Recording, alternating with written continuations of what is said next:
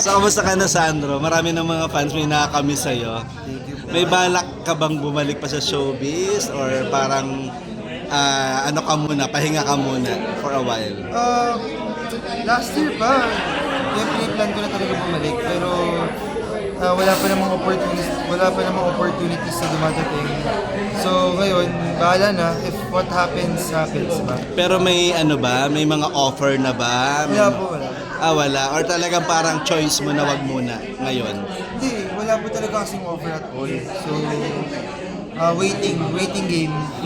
Pero kamusta ka na after what happened to everything? Ano yung natutunan mong lesson dun sa mga bagay na nangyari? Parang gano'n. Natutunan akong lesson kasi talaga mas lalo na ako naging cautious sa mga friends ko. Hindi na ako dati yung parang excited akong galang-gala ako. Ngayon more on stay home na lang.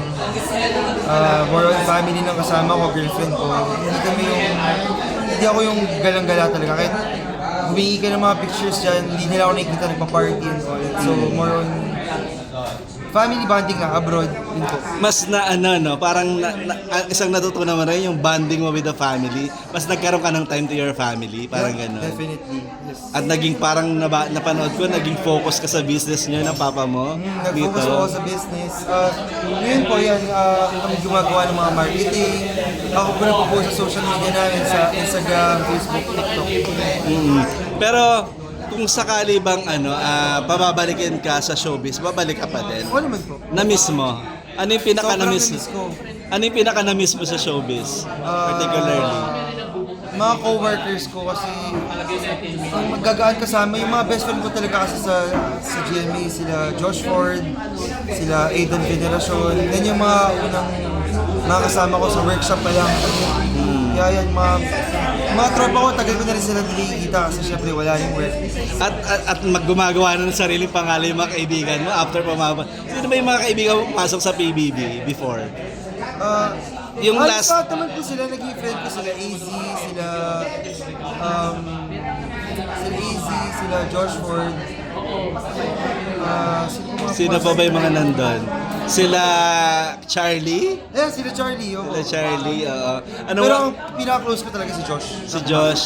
At nakikita mo, no, ang laki ng development nung pumasok lang sila sa PBB, di ba? Natuwa ka rin ba para sa Oo kanila? naman, kasi alam ko, one of the dreams din talaga ni Josh Ford.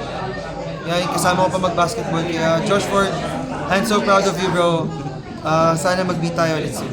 Kung sakali bang walang nangyari that time, at inimbitahan ka pumasok ng PBB, papayag ka? Maging housemate? Depende po eh, hindi ko po alam. Hindi ko po sure. Pero kung sakali, hindi mo inaisip na Pwede, bakit hindi? May opportunity. Bahala. Sino yung sa pagbabalik mo, sino sa mga PBB yung gusto mo makatrabaho? Aside kay Josh, syempre kaibigan mo siya, di ba? Gusto ko mga trabaho. Yung mga PBB lumabas. Naka-work ko na rin kasi sila halos lahat. Si Charlie naka-work ko na. Si Vince Maristella naka-work ko na rin. Alimutan ko sino mga ulit pumasok. Yung mga Sila Ashley? Si Nakatrabaho Ate na. Ashley, hindi ko pa naka-work sa Ate. Pero sa pagbabalik mo, ano yung nilook forward mo? Na bagong Sandro Mulak? Sana more on action. Kasi Action film. Dati kasi puro kami drama.